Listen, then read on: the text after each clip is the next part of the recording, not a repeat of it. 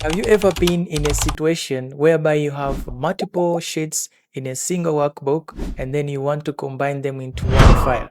Suppose you have a sales report of January, February, and March, and then you want to create a consolidated file that will have all the months together so that you can do your trend analysis, year-to-date totals, and months-on-months comparisons, right?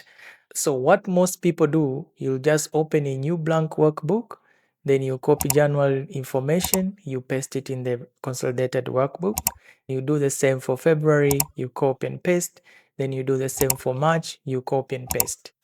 But what if April arrives? May, June, you'll have to do the same process again, copying and pasting and scrolling down. This takes a lot of time. And what if you have 1,000 rows in each worksheet? More than 1,000 rows. There's a risk of copy and paste mistakes. You might paste the same data twice, or you might paste in the wrong cell. Now, what if I tell you Excel can do this for you? All what you need to do is to set it up once, and then when the new month arrives, your job is just to click refresh. In this video, I'm going to show you how to achieve that using Power Query tool. And don't worry, if this is your first time to hear the word Power Query, just relax. I'm going to show you step by step in plain and simple English. At the end of this video, you will realize that you have been working so hard. Let's dive in. Before we click anything, let me explain what is Power Query in a simplified way. Think of Power Query as your personal assistant cleaning tool inside Excel. All what you need to do is to hand over the messy data and let Power Query clean it, organize it, and the best part, it remembers how exactly you wanted it. That's it. Nothing else. Let's build something now. We are going to create a new master workbook. This file is going to be our master report. Think of it as the home base where all your monthly data will eventually live together. Let's give it a clear name. I will call mine sales underscore 2024 underscore consolidated. I'll save it and we are ready for the funny party. Now, here is where the magic happens. Let's connect our file to the data source. Go to the ribbon and follow this path with me slowly. Go to data, then get data, then from file, and then from workbook. Excel now open a small window where you can locate the file that you want to connect. It's like Excel asking you, which files do you want me to connect to Power Query? Select monthly sales report. This is a file where all our data is there, January, February, and March. Select that file and then click import. Another window opens up. This window is called the navigator. Here is where you specify which files do you want to bring into Power Query or to the data model that you are working on. At the top, there's monthly sales report. This is our file name. This is like a workbook, the file which contains all the sheets inside it, February, January, and March. And if you click, another table open up, which shows details that are inside that particular sheet. Okay, so here is a trick. The best way is to select the entire workbook. By doing that, next month when you add April, May, or June, Excel reads everything that is inside that workbook regardless of sheet name. Go ahead and select monthly sales report. At the bottom, there's a load to and transform. If your data is already organized in a very good manner, you have headers and everything is classified correct, then click load to and then load direct to the Excel worksheet. But for this purpose, we have to do cleanup and share some steps that next time when new file comes in, then those steps will be performed. Select transform data. This is how Power Query editor looks like. You don't need to understand each and every button that is being shown here. I'll explain all what matters. This is query. This is where our query is sitting, which is months sales report underscore 2024. And this little box here you're seeing, this is our data. First column is name. This contains sheet name. That workbook which we have imported inside 3 sheets, January, February, and March. The next one is data. Inside data, you have seen the word written table. If you click that table, a small window pop up at the bottom. The table shows data that is inside that particular worksheet. That's January data, February, and March. The next item is item. This is the same as the name column. It also contains the file name. Then we have kind. Kind shows what type of data is inside the worksheet. If you have a table in that particular worksheet, then here it will show table.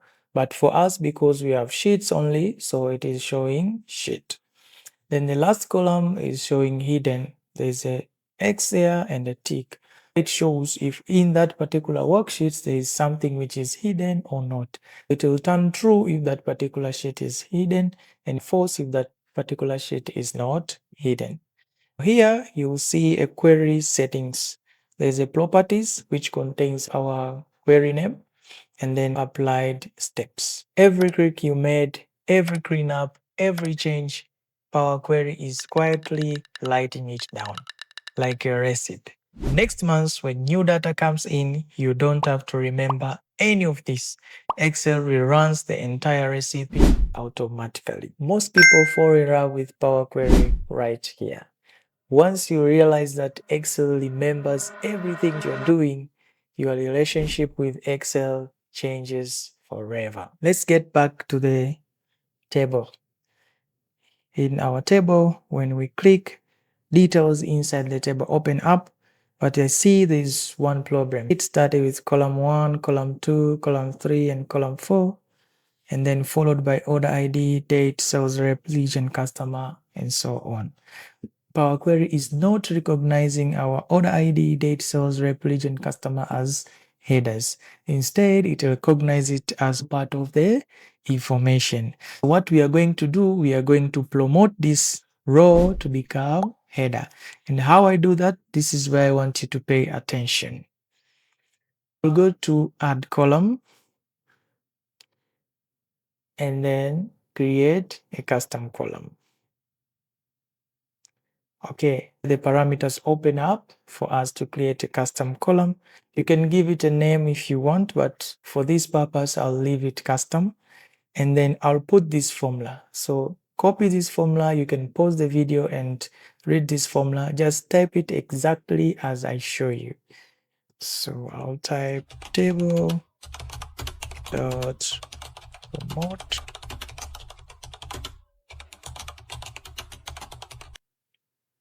headers. What this formula does is taking the first row in our file and tells Power Query that consider this row as my header. And then I'll click OK. A brand new column has been added, which is called custom. And when you click the table inside that file, we have our headers already promoted. Okay, now we have done all our cleanup, and then we need to get rid of the columns that we don't need. Remember, I told you at the beginning, we only need the name column and the custom column that we have created. The rest can go. How to remove that? You can just select the column you want to remain, hold your control key. In this case, I want the name and the custom, and then right click, and then choose remove other columns. That's it. Now we have remained with only that what we need. The file name as well as the table where our information is there. Now here in the custom column that we have created, this is where we said our data is inside. You can see this button where there's pointing arrows pointing aside each other. Click this arrow. You'll see all the columns that are inside that workbook. Click load more just in case there's other columns which you are not able to see. Make sure that everything is selected. Most important, untick this check mark which says use original column name as a prefix. We don't want this column name to appear in our data. Untick that and then click OK. All our data now are combined into one Excel workbook. No copying, no pasting, no errors. Everything is exactly as in the original file. Click the name column. It shows you the source where that information is coming from. If you click here and then you load more, you can see all our sheets are there: January, February, and March. Okay.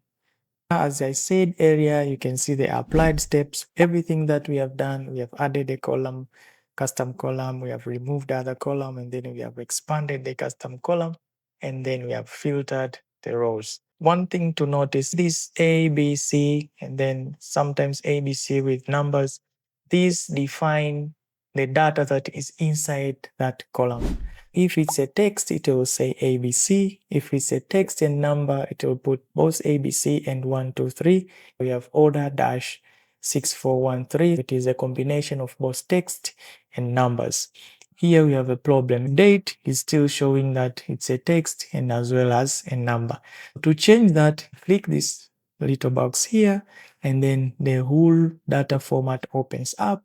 Then you tell Power Query this column contains which type of information.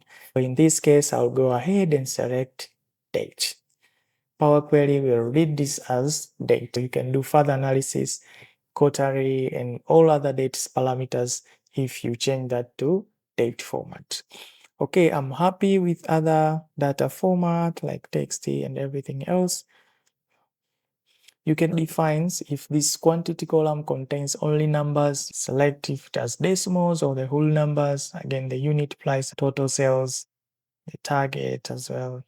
If that reads as text, that one will be converted into a number. Okay, now we are done. The next part is to take this to Excel workbook. Go back to Home ribbon. Here it is written close and load. Open the arrow, then close and load to. This window will pop up asking you where do you want to import your data and in what format. There are several options here. There is a table, so you can import this data as a table or as a pivot table report or as a pivot chart. And also you can create connection if you have other query as well.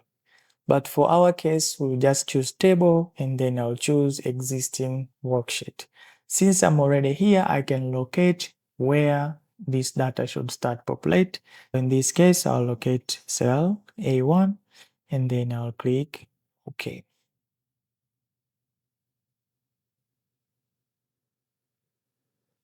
There it is. Now we have our combined Excel workbook with all the months, January, February, and March, all in one sheet. This is part 1, which is completed. Let's suppose April details has come in, May and June. This is where Power Query makes the difference. Whatever setup we have done, whatever steps that we have taken, Power Query already stored in this workbook, and it will follow the same steps automatically. Let's go and add April in our data source. So I'll open April file.